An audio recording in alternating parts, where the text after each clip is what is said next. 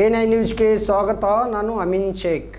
ರಾಷ್ಟ್ರೀಯ ಶಸ್ತ್ರಚಿಕಿತ್ಸಾ ವೈದ್ಯರ ದಿನಾಚರಣೆ ಅಂಗವಾಗಿ ನಗರದ BLD ಡೀಮ್ಡ್ ವಿಶ್ವವಿದ್ಯಾಲಯದ BM ಪಾಟೀಲ್ ವೈದ್ಯಕೀಯ ಮಹಾವಿದ್ಯಾಲಯದ ರಕ್ತನಿಧಿ ಕೇಂದ್ರದಲ್ಲಿ ಸೋಮವಾರ ವೈದ್ಯರಿಂದ ರಕ್ತದಾನ ಶಿಬಿರ ನಡೆಯಿತು.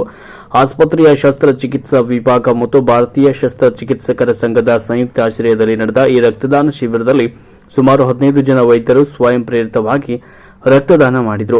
ಈ ಸಂದರ್ಭದಲ್ಲಿ ಉಪ ಪ್ರಾಂಶುಪಾಲ ಡಾಕ್ಟರ್ MB ಪಾಟೀಲ್, ಶಸ್ತ್ರಚಿಕಿತ್ಸೆ ವಿಭಾಗದ ಮುಖ್ಯಸ್ಥ ಡಾಕ್ಟರ್ ಮಂಜುನಾಥ್ ಕೋಡೆನವರ್, ವಿಜಯಪುರ ಜಿಲ್ಲಾ ಶಸ್ತ್ರಚಿಕಿತ್ಸಕರ ಸಂಘದ ಕಾರ್ಯದರ್ಶಿ ರಮಾಕಾಂತ್ ಬಳ್ಳೂರ್ಕರ್, ಪ್ರಾಧ್ಯಾಪಕರಾದ ಡಾಕ್ಟರ್ ಗಿರೀಶ್ ಕಲ್ಲೊಳ್ಳಿ ಹಾಗೂ ಡಾಕ್ಟರ್ ವಿಕ್ರಮ್ ಸಿಂದಗಿಕರ್, ಡಾಕ್ಟರ್ ಶ್ರುತಿ ಶೀಲ್ಡಿನ್, ಡಾಕ್ಟರ್ ವೀಣಾ ಕೋರಿಶೆಟ್ಟಿ, ಸ್ನಾತಕೋತ್ತರ ವೈದ್ಯಕೀಯ ವಿದ್ಯಾರ್ಥಿಗಳಾದ ಡಾಕ್ಟರ್ ವೈಷ್ಣವಿ, ಡಾಕ್ಟರ್ ಶ್ರೀಹರಿ ಮತ್ತು ರಕ್ತನಿಧಿ ಕೇಂದ್ರದ ಮುಖ್ಯಸ್ಥ ಡಾಕ್ಟರ್ ಪ್ರಕಾಶ್ ಪಾಟೀಲ್ ಉಪಸ್ಥಿತರಿದ್ದರು.